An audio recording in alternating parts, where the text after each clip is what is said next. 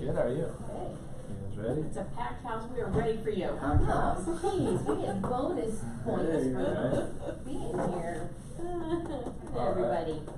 So today's class is the opportunities. They keep playing around with the names with it, but right now it's labeled as opportunities. It's a little handshake icon, but they're also calling it the sales pipeline because that's kind of what it is too.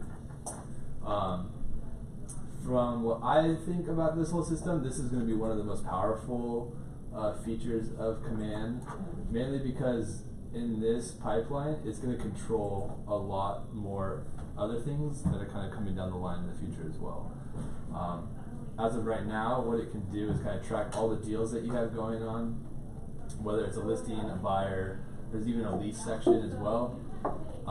And it's going to start calculating your potential income, your probable income, kind of just giving you analytics of how your business is doing, where you're struggling.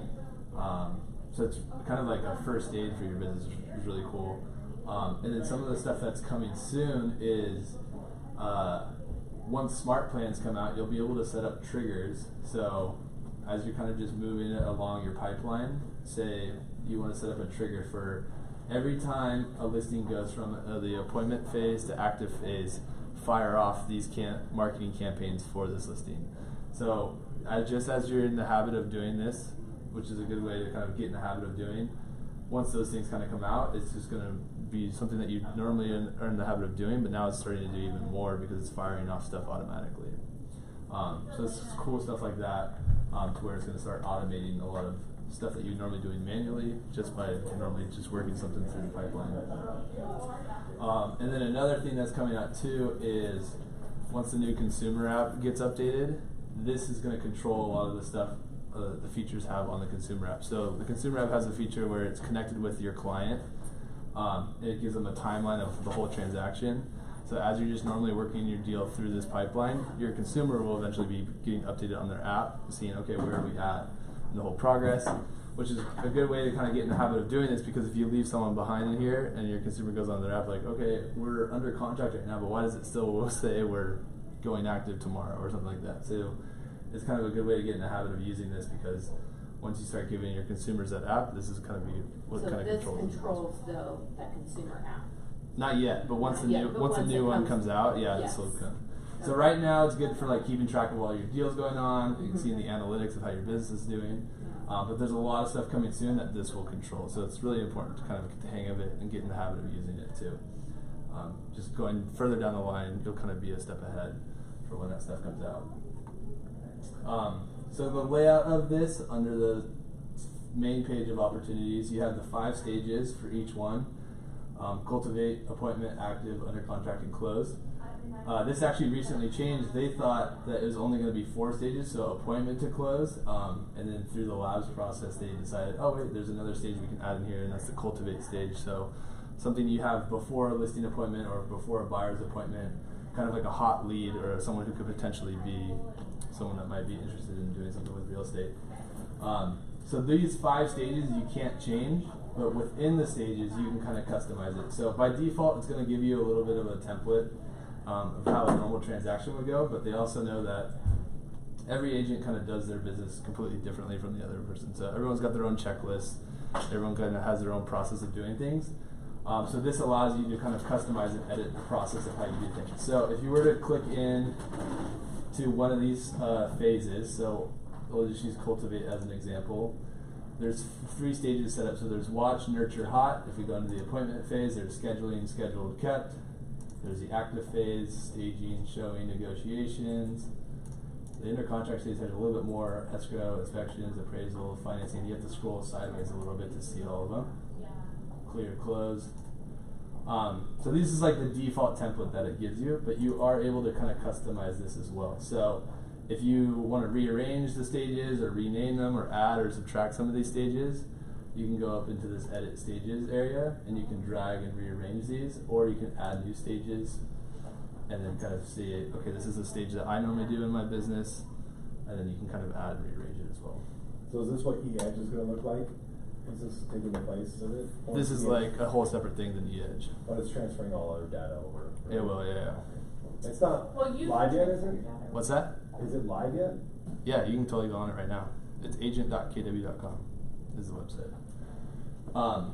There's also a section for this probability. You can enter in like the percentage of probability of this opportunity going all the way to closing. So in the cultivate stage, it's really far-fetched from closing because that's the very first step. So it's, you have a 5% chance of this opportunity closing or going all the way through at this point. You can type in what you think it might be, but it's really hard to calculate your conversion rates on your own. But they're saying after 90 days of using this effectively, it will start calculating that on its own. So you can start seeing your conversion rates of based on most of the people that I've had in the appointment phase. You have a whatever percentage chance of it going all the way through because you've been using the system and it's been tracking your conversion. So that's not your personal probability? No, this is like the generic It's kind of just- probability of it for like most people, but it will actually start customizing itself once you start using it. Kind of thing. You can customize it right now. Like I can make this, a nurture lead is 90%, but that's not really true. So I'll leave it kind of the way it is. But you get to choose if you add a new phase into it, you can choose what you think that probability is, and then it'll kind of tailor it from there. What this probability is doing is if you go back to the main stage, and if you have opportunities in here, there's two different ways of calculating your income. So there's a probable income and then there's the potential income. Your probable income is the percentage chance of based on where that opportunity is. So it's calculated by like if you have a 10% chance of this, if you're in the 10% probability area in the appointment phase, you're probably only going to get 10% of that money. So that's kind of that's way of it calculating. And then below That's it's kind going of to be odd because you're either get it or you don't. yeah, I don't know. I don't know. I'm trying to figure out like what the idea of that is. Yeah. Because it's like your probability of closing. I guess the goal is to like get those closer together because you want to get them further along maybe. Maybe. And then the potential income is like if everything closes in the pipeline, that's what you're gonna make. So it's kind of an interesting way of it kind of going. But again, those conversion rates will kind of start calculating on their own as you start using this more. So in these stages, again, you can kind of edit those stages, add, move them around. It's kind of a drag and drop kind of thing. But there's also a checklist item that you can add for each stage. So if there's certain things that you normally do for every transaction in that kind of phase of the transaction, you can create checklist items. So this is kind of a cool way of keeping track of maybe what you need to do before you can move to the next stage. It's kind of totally up to you how you want to customize it. There's no checklist items populated in there for you. You have to create them yourself.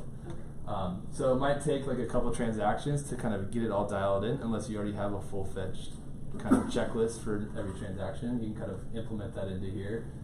But how this works is, I think I have an example here in the appointment phase. So if you have, say you have a opportunity here in the scheduling phase, and if we look at the edit stages area,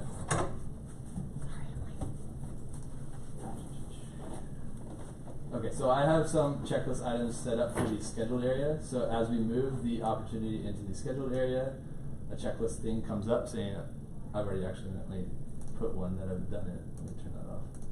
So as you move it over, it'll say you have 0 out of 3 items updated on your checklist. So then as you start to do them, you can click update and check off the tasks that you need to do, and then it will start updating your checklist. So once you kind of get it the 3 out of 3, then you might know that, okay, it might be ready to move to the next phase. So it's totally up to you what you want to put on the checklist. It would mainly be something that you want to have show up on every opportunity, not just for this particular person. If it's really custom to that transaction, you probably want to set a different reminder or task somewhere else, not in here. This is something that happens for every single transaction. So in the scheduling phase, maybe it's like call to remind them that we have an appointment, or it just depends what phase you're kind of in. But you can totally customize it. If you already have a checklist, you can kind of implement that into here as well. And then you can check off all the items. It's not going to push it to the next one. You have to manually push it, but then it's like, okay, I've done 3 out of 3. Now it's time to go to the next one. Now you have a whole new checklist for that option now. So you have this kept checklist now instead of the scheduled checklist. Does that make sense? So this can get really dialed in and kind of keep track of where you are, even deeper than the 3 stages, but how the tasks that you need to do while you're in that stage as well, kind of keeping track of where everything's at. All right. Did you already show them how to make a checklist? Yeah, so the checklist is in the I just missed that. That's fine. in the edit stages. I just realized I totally skipped over how to even start an opportunity. But you definitely want to get like the stages set up before you start getting it used. like all your little checklists. Go over like the stages. Obviously, you might have to kind of go through a transaction to kind of make sure it's all set up dialed because you're gonna kind of customize it and tailor as you start using it. But go through the stages and see like what it has set up for you, and then if you want to start adding stages, removing stages, you can totally do that in the edit stages. Once you kind of have all that dialed in, that's when you can start actually creating the opportunities. So if we go back to the main page here, there is the create opportunity button, and that's just to start a brand new opportunity. So this is going to show you all the details that you can put in. So if you have a listing, a buyer, or for the leases they have tenant and landlord. But we'll say we have a listing. I'll just use myself as the contact. You can search your contact. You do have to have the contact in there already of the person that you're working with. And then if it's a co-seller, you can also put their contact in there as well. Again, we're trying to keep the contacts separate. If it's like a husband and wife, you want them separate because they technically have different contact info, but you can't connect them with the relationships. So you add the contact that it's related to. It gives it a generic name for this, so it's going to use their last name and say it's a listing. You can put your expected close date and your estimated listing price. If you're already active, I'm going to show you how you connect the listing, but obviously if you're in the appointment phase or even the cultivate stage, you don't really know what that might be, so you can kind of take a guess. When you put in the estimated listing price, this is going to, what it's using this information for is to help you kind of calculate what you could potentially be making. So if you have an idea of what the listing might be, you can kind of put an estimated price, and then once it kind of goes active and you actually signify how much the listing is going for, then it starts calculating it a little bit more accurately. You can put in your commission rate, and this is where you get to decide where you want to drop it in automatically. So by default, it's going to be at the very beginning. But if it's an opportunity that's already a little bit farther along, you can push it forward, say, okay, we're actually active and we're in the staging phase. Then you can kind of push it automatically to the next phase. And then some more details like location, you can write a little description about this opportunity and set it up that way. Once you click create opportunity, it'll bring you into all the details that you've kind of already added. You can add a little bit more stuff. There's a couple more spots. But again, it's kind of just making sure all these fields are filled out. Just all the details, the more the better for this kind of opportunity. In the bottom of this, so I can show you how to get to this as well. This automatically brings you after you first created the opportunity. But by doing that, it's going to automatically create a little card for that opportunity as well. I accidentally put it into the active phase first. But now we have a little opportunity card right here. This is the one we just created. I'm going to push it back to the cultivate stage though. That didn't disappear. I think it went to the appointment one. There you go. Yeah. Isn't the dragging and dropping great?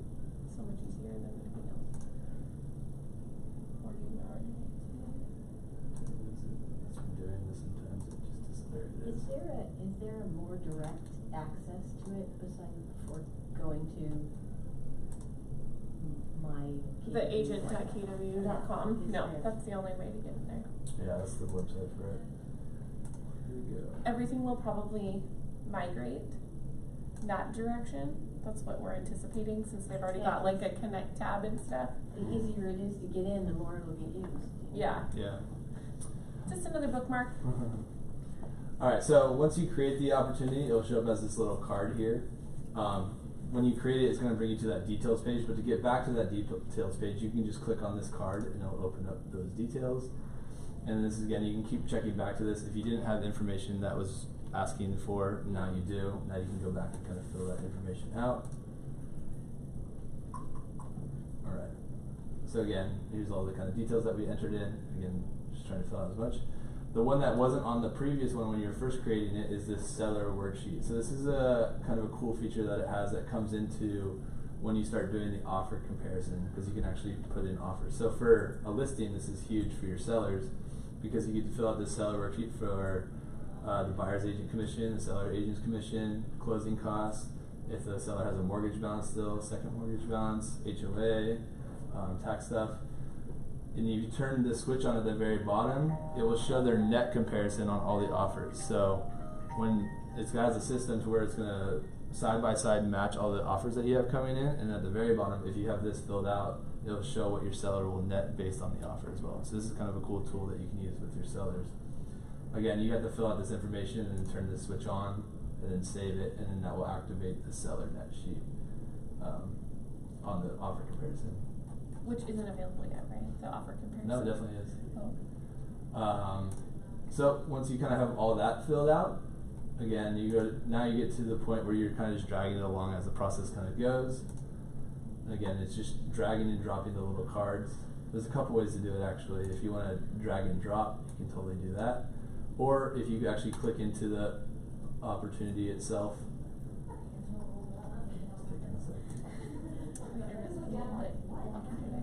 You can switch it by just doing these drop downs too if you want to do it that way. So you can say, okay, we are now active in the staging phase, and you can go and click save that way, and then it would move it that way. Oh, just by clicking into their card. You can click into the card and click the drop down, or you can just click and drag it around too. I love dragging. Yeah, dragging and dropping is kind of fun. Makes it more fun. They do have another view that you can use that I don't like. I like having it like side by side like this. It's kind of like a timeline, but you can do a list view to where it goes up and down. If some people like it that way, you can do it that way too. I like If you the have a ton of cards. them, that might be easier. Yeah, if you have a whole bunch in a different phase, it might be able to view it. But you can switch that with list view and board view, just right there too. So that's And an then the option board as well. view also. Yeah. Alright, so for listings, you can actually do this for buyers too, but say we are in the active phase now, and you have the listing up in the MLS, and it's ready to go. You can go into the opportunity now, and at the top part of here, you can say select from KWLS. You can go in and find your listing. It wasn't working before, but we saw it working today. It should show only my listings, and it should show all your active listings in this part right here. If it doesn't, what you can do is switch it to all listings and then search by the address and find it that way. But when you do this, you can search for the listing, connect the listing that you want to connect, and this is where it's going to start pulling even more accurate data because it's just pulling straight from the MLS. So it's going to pull out what the actual sales price is. Before it was just the estimated sales price, unless you've gone in and updated it to the correct price. But this will automatically update based on the changes you make in the MLS too, since it's all connected now. So if the price changes, it's going to change to your potential income because the commission is not going to be a little bit different. So you can connect the listing. Obviously, you can't do this until it's up in the MLS, but once it's there, then you can connect the listing and it's going to start pulling that information there. It's also kind of nice too because it's going to connect each listing to the opportunity as long as with all their contact info, so it's more kind of dialed in and connected to everything that you have going on. Obviously, after the listing has been active, you might start getting offers.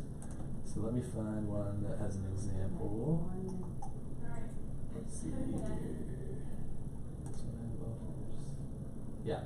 So if you go into the card that you have, the opportunity that you've created, if you go ahead and click into that, there is an offers tab right here. So as you start getting offers for a listing, you can add those offers into here, and this is where you're going to be able to compare the offers side by side for your client too. So this is perfect for multiple offer kind of situations.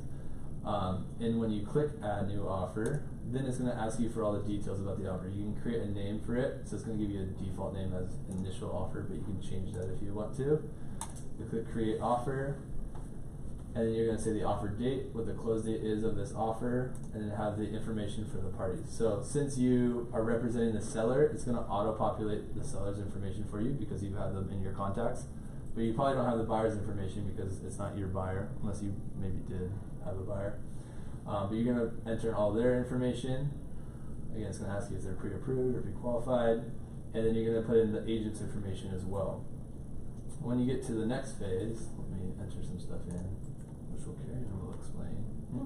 That's why I'm here. So again, you just want to fill out as many fields as you can. There's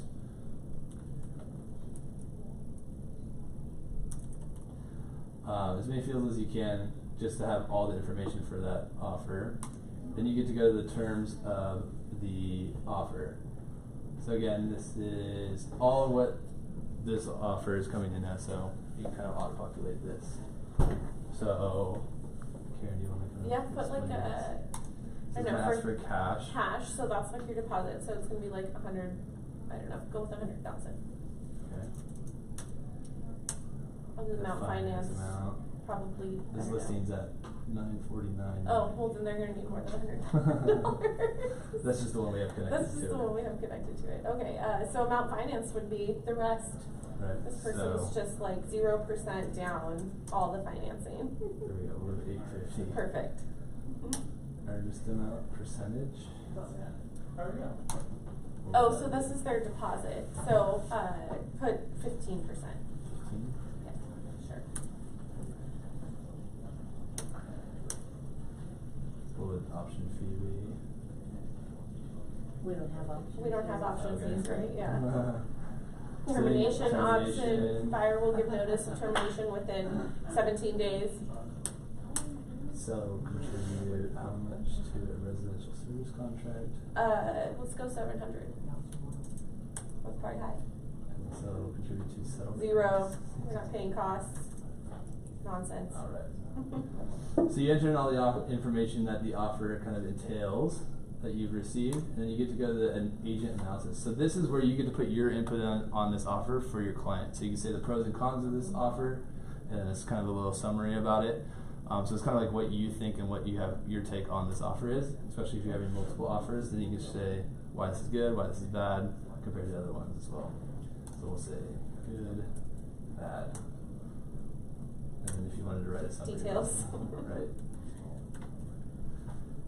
So it's your opinion on how the offer is.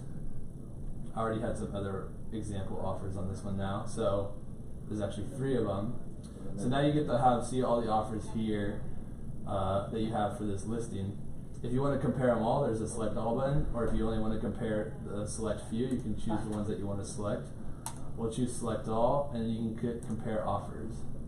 So now it's going to put it into a nice little spreadsheet of all the offers side by side, where it's got the breakdown of the offer, and then it's going to have your information, the pros and cons, and the summary of it, if they're pre-qualified or pre-approved. And if you filled out that seller worksheet, it'll show what the seller's net is at the very bottom as well. So that's one thing that will kind of add as well.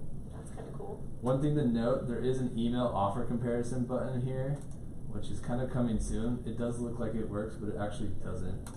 But pretty soon you'll be able to send your client an email that looks like this with all the offers that you want to kind of send them and show them. They'll receive an email from you. This one isn't kind of available right yet, so stay tuned for that.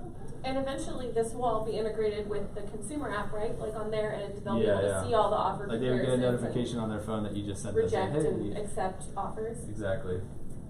So maybe test the email with yourself to see if it comes through. I haven't seen it successfully do it, so don't like plan on, oh, I just sent you the offers and then they never get it. So don't rely on that quite yet until it's actually working. But you might be able to sit down with your client and show them this side-by-side little spreadsheet that Command gives you and kind of go over it with them, just using this, or screenshot this and kind of send it to them that way too. Can you print that other email-y thing or no? It would kind of be a little funky. Okay, just curious. Can you add anything to that? Can you add fields to that? Not right now. That's a good idea. You should add that to the little doggy. Yeah. Make What would you want to add? customizable fields. What would you want to add to the? Well, just, I mean, there's a lot of things that are variable, like who's paying for what. Yeah, You that's know, not covered.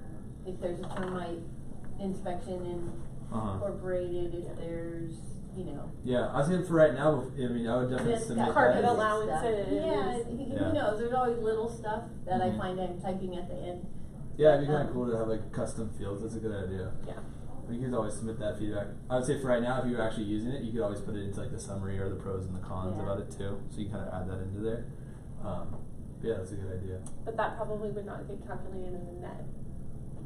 Like if your seller is, you know, that net number down at the bottom, because you guys are going to have all that other information, so you'll probably always have the net part. So there Yeah. should be an option in the custom fields to check if you want it to be calculated into the net Right. outcome. Like, is this a dollar amount Mhm. field?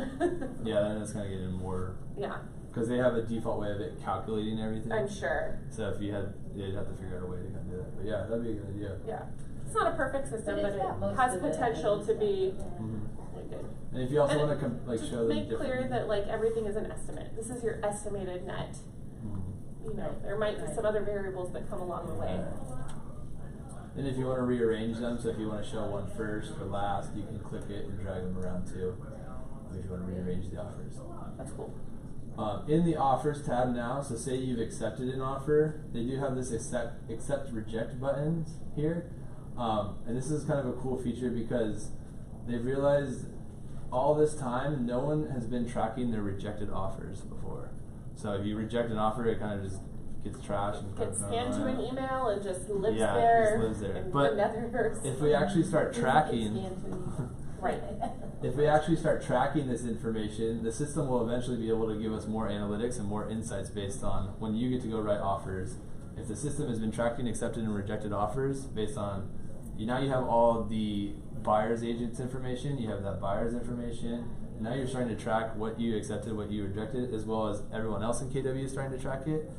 They want to get it to a point to where when you're going to write an offer, the system will tell you you have this percentage chance likely of your offer getting accepted based on all the statistics that we've been pulling because everyone's been tracking their accepted and rejected offers. Basically like comparison data of offers, so like the way you would run comps. And it's also based on because this agent works in this area and they always agents, accept these yeah, offers. Exactly. They want to get it to that point. And the only way to do that is by tracking everything. So it's not required, but you can choose the one that you accepted. It's automatically going to reject the ones that you didn't accept. If you that's change your nice. Response, or if you just want to reject one. Obviously, if you click reject, it's not going to do it. But once you click accept to one, it's going to reject all the other ones. And it's not required. It's not going to do anything quite yet. Maybe you can set it up as a smart plan to do something, saying we've accepted this offer or something like that. I have a question. Yeah, Can it's you an illegal Yeah, acceptance yeah. of the It's offer. like, all right, we're done. We accepted it. It's over. can you edit these? So like say you rejected that one because you're not going to counter those people, but you are going to counter the other two. So obviously you reject the one. Can you, in physical land, go and counter those offers and then update these two that are already in there? You can go and change. You can edit the offer. Okay, so you can. Oh, It's not. I haven't even. Add negotiation. So there is a. I haven't even seen this yet. There's a negotiation tab.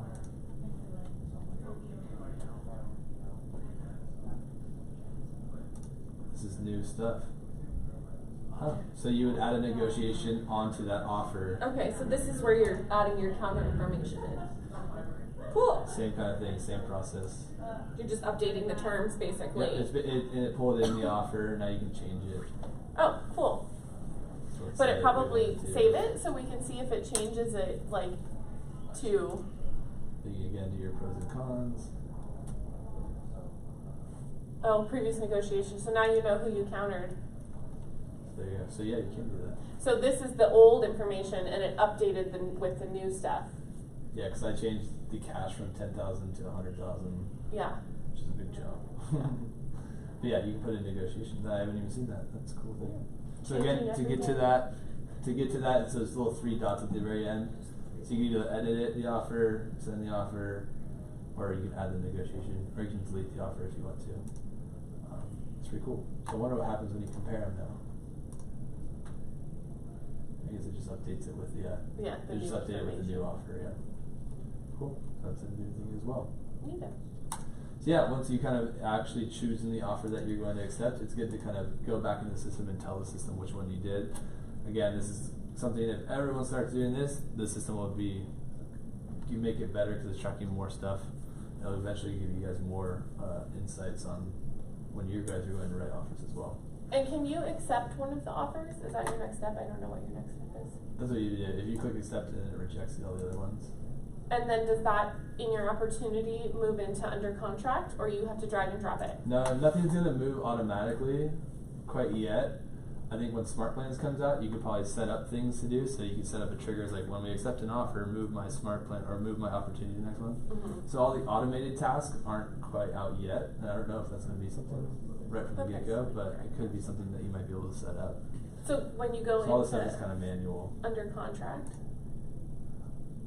oh, click on that.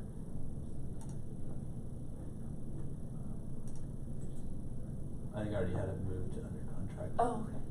So basically, I'm here to help Cameron with the filling in the stuff, and then also, this stuff isn't just a fun way to manage your pipeline. Like, the idea is that it's gonna take over a lot of stuff that we already do. It's gonna be your pipeline, and it's gonna be like our working broker back office as well. So when you're moving into them, there's a commissions tab. So I know everybody here is like, green sheets are going away, and everybody gets all like crazy because apparently green sheets are the most difficult thing in the land to deal with, which I don't understand at all. But basically it pulls all this information in from the offer you accepted. Or doesn't it? Yeah, it's pulling all that info over from where you filled it in and everything. And then if you keep scrolling down, it kind of gives you a breakdown. And this is your new green sheet. They're not going away, they're just changing. You're still gonna have to fill out and submit the information. It auto-populates most of the stuff for you because it's pulling that information in from your offer. But then it's showing you, like, here's your royalty. It's going to be a real-time royalty and company dollar tracker that, in a perfect world, when my system goes cloud-based, they'll be real-time because they'll connect versus now we wait till transmittal and they don't get the data until 2 weeks later or whatever. But you're still going to have to make sure, like, the split should be, all that stuff should be logistically correct. The one thing we noticed, or the one thing Josh noticed today, is that you can't change the split. So if you have a funky split, there's default ones in here. Well, there's default ones now because I think it's not active, but what it's going to do is pull from my system. So whatever I have your split set at, which is what your split is, it should populate into here. Right. Ideally, in a perfect world. And then here's your deductions for KW Cares, and add items if you can do like a 250. And I'm sure we'll have a little bit of ability as the office to probably customize that section a little bit somewhere down the road. But then I don't think you can do it yet because I don't think this button is live. You can try it if you want to. You can submit Well, it, it's but screwed who knows up. where it Yeah, goes. I feel like I have to fill. It might be because I have to fill out some things. There's No, it's all filled in. nothing in here I'm missing. No, keep going, keep going. You can put zeros in the KW Cares boxes, but I don't think it works yet. We have a Get Opportunities button on my end. So deduction, like if you were doing a TC, you would add in your stuff. But hover over, you're still not gonna be able to do it.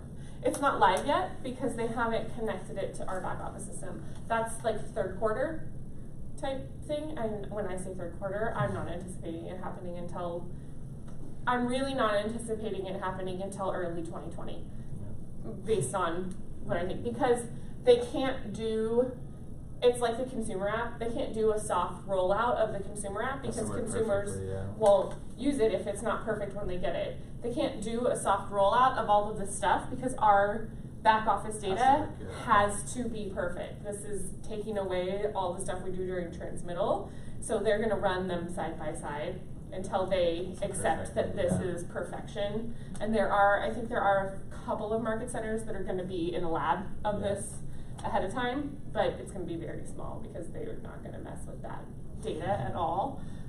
This is the important stuff. But ideally, you're still going to have to come in here and make sure this is all correct and hit the submit button, and then that will then populate our broker pipeline and show us what our potential closing dollars are and things like that and whatnot.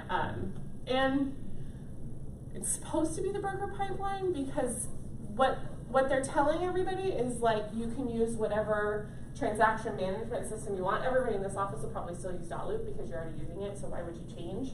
So you can use Dotloop, SkySlope, whatever you're using, because all the offices use different stuff. And then they'll all have, like, connections to this. Yeah. So or it'll they're just creating an option to actually just use command. Yeah, too, you can just use command, but it'll be like you'll submit your broker pipeline through here. Janice is like, yay, another change. Well, I don't see anything here yet that's gonna allow for compliance. Well, Not yet, but that's the road they're gonna get to, but it's gonna be like people are already doing it in Dotloop and you just submit all of that stuff to here. So I don't know how it's gonna work. And it's tough because The good every news- area is different across the country. Yeah. The good news is that based on, just for Janice who does all the compliance, the good news is that based on their previous track record, if something isn't right, we can get it fixed because they're building it for us. Yeah, like if we wanna Versus change Dotloop, it, who's like, oh yeah, no, we don't care about your problems.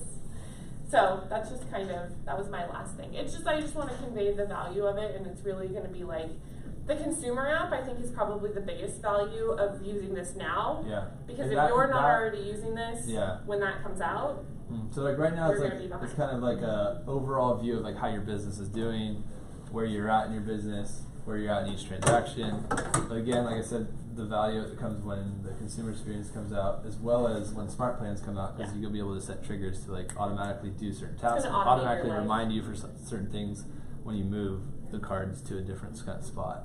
Because it'd be really nice to set up something like when I move a card from the appointment phase to active, remind me to do these certain things and send out a Facebook campaign saying we just listed it, and you can have that automated to where it's doing it in the background and you're not even having to do that for you. all the individual So you can stuff have you have all to the do. stuff that you would normally do for a transaction manually kind of automated as much as possible to kind of make your life a little bit easier.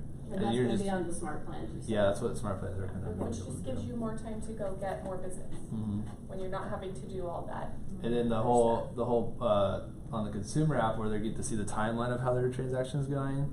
Their idea is like when you're using Uber or like even now when you go and order a pizza, like the consumer wants to know exactly what's going I on love to at know the that moment. Jose is in the car with my Yeah, pizza. exactly. Coming to my door. like Now, we're if only, on the if Uber only app. the Domino's Stop. pizza tracker could get together with Uber and I could watch his little car Well, drive to my house. have you used Postmates? Have you used Postmates? I haven't used Postmates. that's Postmates not does working. exactly that. Like, They it's actually, like if you live in the Uber. city, they actually ride bicycles, so it has a little bicycle icon. You can see where they're at on Yeah. a map, and it'll tell you like, all right, they're at your front door. You can see like you can know exactly when they're going to I'm old school, I like to be surprised when the doorbell. You like being surprised. Like, surprise, your house sold. But yeah, so that's the kind of idea, is it? Because the consumers want that, and they're already getting it from other kind of services. From everything else in their not necessarily life. real estate yet, because we're kind of the first ones to do this, but everything else in life is so like Food real time and then real information estate. right now. That's what they want to kind of get it to, and this is kind of what's going to be able to control and allow you guys to do that and give that to your consumers, which should be pretty cool. You done with me? Yeah, I think that's about it. Then- Woo! I made it. Now you can answer all your questions. Alright. So like I said, as you kind of start using this and kind of get in the habit of putting all your everything that you kind of have going on, and you can put a lot of stuff in there with this new cultivate stage. So it's people that you're kind of trying to work with or hoping that you can get a listing appointment with, or even before it even starts, like hot leads and stuff like that. You can throw them into here, and then it kind of gives you a spot to where you don't forget about them, because now you can see everything that's going on, where how many things or opportunities are in each stage, and it kind of gets you motivated to get them across the board as well. And again, as you start using it, it's going to start giving you all the analytics of how much you're going to potentially make, and then down here, kind of all the opportunities month by month, your percentage of listings versus buyers versus leases, and then kind of a grand total of your potential income. And then stuff, if you get to the closing phase, what's closing this month too. So a whole breakdown of like everything that's kind of going on in your business, which is pretty cool. That's pretty much the whole gist of it all. What's cool about this too is like going in, if you start using this for a long time, in each of the contacts here. So since you're assigning that opportunity with the contacts, even after it closes, if you go back into a contact that you for someone that you've worked with before, there's now this opportunity section here. And it's going to show you all the different kind of transactions that you've done with that person. So I use myself as an example a lot, but here is all the transactions that I've done with Cameron. So you can kind of go back in history now. Again, you're not going to see this until you kind of use this for like a year or so, but you can go back and view what you've done with that person in the past, and kind of keep track of when it was, all the details about that listing or that time that you helped them buy a place, which is kind of cool too. So it keeps track of each individual contact's opportunities as well. Is there some place, so at the end of the year, where you can see sort of a printout or a total of all of your closed Everything. transactions? I know like the last phase is gonna have like all the closed ones, because there's like that's the end of the pipeline. I think maybe like once people start using it, Like it some could be kind of something. report Yeah. that we could print out at the end of the Yeah, year? yeah. I think like maybe after everyone uses it for a year, like that would be coming soon, like something next year, because that would, or like at the end of this year once people start using this. Yeah, I don't know of anything like that right now. I know like when you go into the close section, you'll see like all the closings that you had, like a top down list right here. And then again in the report section, there's a reporting section as well in Command, and this kind of pulls information from the opportunity section. So you can see like Oh, yeah, so that's. how many listing opportunities you had. So they're constantly adding stuff to this reporting section too. And then there's a GCI section that's coming soon, obviously because they can't calculate that information until it's got a little bit of time of tracking. So that could be a section where it shows you like how many listings you had, how many buyers you had, that kind of like a breakdown of all that. As long as you're kind of tracking it all in here, I'm Right, sure it will be right. able to report it for you at the end. So yeah, I would assume that would kind of come into the reporting section here. But yeah, that's pretty much all of our opportunities. Like I said, I think this is one of the most powerful things kind of in here, besides being able to keep track of all your contacts and some of the marketing stuff. But it's going to be kind of cool because you can kind of keep tabs of how your business is doing, where you're doing good, where you're kind of struggling. They even want to get it to the point to where if they start tracking who, like what training events people are going to, you can see like agents who have struggled in getting their clients from appointment to active have succeeded by taking these classes because they're tracking all that kind of information onto this too. So it's kind of like a first aid for your business as well. If you're not tracking it, you have no idea how your business is doing. This actually shoves it in your face saying, hey, this is what's going on, this is where you're at with everything too, which is pretty cool. And then again, coming soon with the consumer stuff and the smart plans is going to be able to control a lot of that too. So getting in the habit of kind of using these cards and pushing them along the pipeline is going to be pretty important moving forward once all the new stuff kind of starts to roll out. Yeah, that's pretty much it. I would say the first steps are kind of clicking through the stages, and if you can, kind of customize it to your kind of business if you have a checklist already. Obviously, you might not get it dialed in perfectly until you start using it and kind of go through a couple transactions. Then you can kind of really dial it in, like, oh, I forgot we do that for every transaction. But with the custom stages and then even the checklist, you can really dial it in for how you do your business, which is pretty cool. Other than that, that's pretty much it for opportunities, unless you guys have any other questions. All good? Yeah, because I'm trying to do something and I'm not getting it. I can come to you. So I inputted a contact today, a referral. Mhm. Cindy has an appointment with them on Sunday. Mm-hmm. Where would I put that opportunity if they're already in the? So you have the contact in command? Mm-hmm. Yeah, so you create a new opportunity, Okay. kind of fill out as much information as you can, as if it's a listing or a buyer, Okay. and then in here is where you get to search for that contact, to connect it to that contact. Okay. And then opportunity name would be if they're listing or buying. Yeah, so if you chose listing and then you find the contact, so I'll just use myself as an example again. Oops. When I click my name, it's automatically going to give the opportunity name Knutson-listing. You can change it if you want to. You can customize the I think name. that's what I've done with my other ones. I just wasn't getting. I haven't done the appointments part yet, and that's Okay. what I want to be able to track like What appointment she all of that has. stuff too. Like when we're putting in new people, how am I tracking where I'm at with or where she's at with us? Yeah. So if it's someone that she would have an appointment with, Mhm. then you could say, okay, it's a listing, it's this person, the opportunity name is that person's last name in the listing. You might not know an expected close date because they might not know information about that quite yet, so that's not really But that's something I can required. go back and edit. Exactly. So Yeah. like the stuff of like you might be finding this information after the appointment, so you can go back Right. and fill it in. But you Because kind the of want listing to create appointment this. is just can I?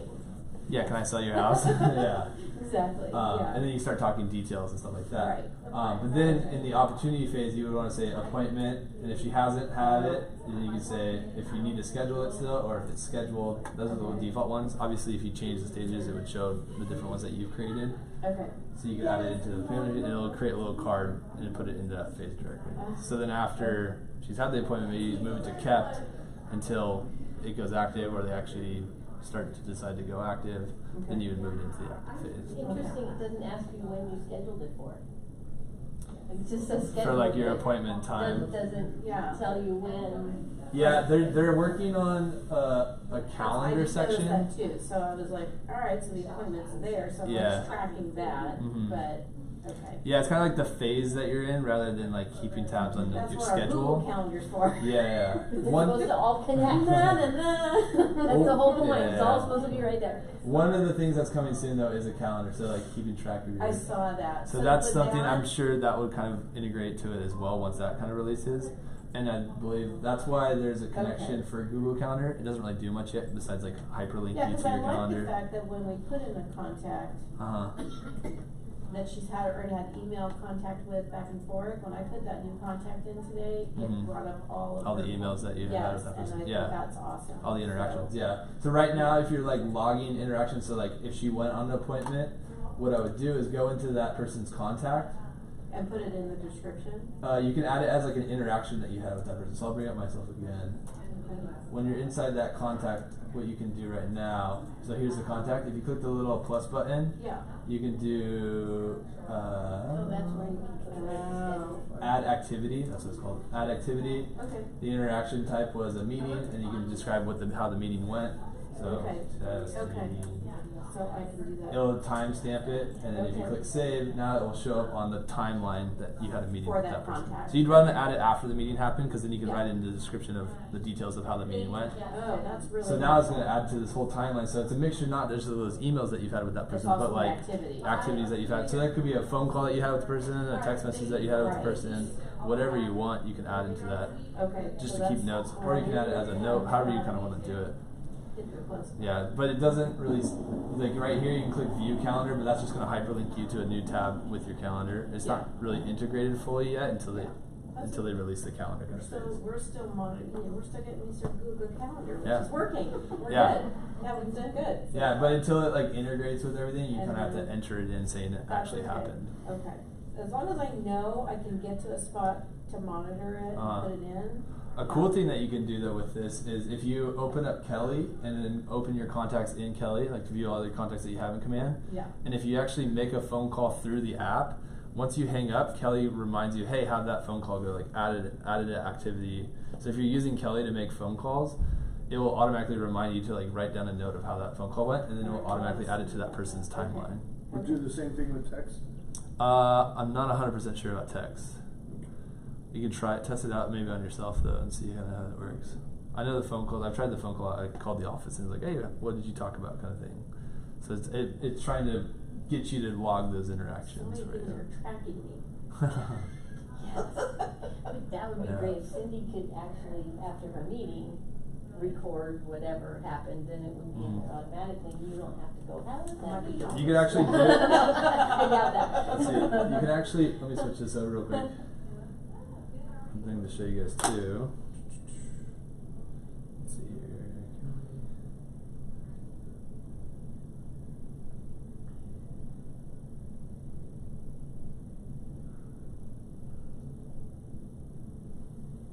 On Kelly, if you go into the command section here at the bottom, and this is where you can view your contacts. So I'm going to use myself as an example again. So on the go, so say she just went to the appointment, just left, she can sit in her car, go into this Go into- person's contact, Okay. and then if you click the little 3 dots there, you can say log interaction. And Kelly's gonna be like, all right, what was this? A phone call, SMS, email. I guess they don't have the appointment option, but you can say quick note. It says, okay, enter your notes. What would you like to add? So, and then she can type out or talk to it and She say can talk, yeah. exactly what happened at the email, and then it would kind of add that person to the interaction. So once you add those kind of things, you can even view it on Kelly. It would show up on that contact's timeline. But if you open this contact, you can click those 3 dots again and say view activity history, and then it's going to say all those interactions that you've had with that person Okay. as well. So you click view all. So on the top, like I got somebody's name here who I'm Mhm. contacting. It has the text sign, so it should work. Yeah, you might be able to kind of log the interaction that way as Yeah, well. so- So you can see I did that, like the test meeting interaction. Mhm. That one's showing up at the top. Yeah. I don't know why they're saying unknown. Maybe I didn't give it a label, but again, this is a mixture of. This would show you your email interactions too if you have that connected. So all the activities that you've added even shows like when I viewed the market neighborhood snapshot that you can create for each of the contacts. So there's a whole. This is the timeline of those contact cards, but on Kelly. So you can also view it on here too. And that's what's kind of nice about it all being on this like same platform is everything syncs together too. Okay. That's a So I handy no thing longer for have to be on Messenger to the, Yeah. yeah, which is, Yeah, so some of this stuff you kind of have to log in manually, but they're trying to get to the point to where it's tracking as much as it can automatically for you. Or what do they call it? They call it auto-magically. Automatically. Try to catch everything auto-magically. Yeah, so that's a way you kind of do it on the go too. You don't always have to be in front of the computer. Obviously, it's a little bit easier maybe to do in front of a computer, but if you need to write a quick note down for that contact, you can do it on your phone too. Yeah, 'cause there's so much to do. Cool. So we went over the contacts too. Any other questions? About it? Thanks. Cool. Thanks for coming, guys.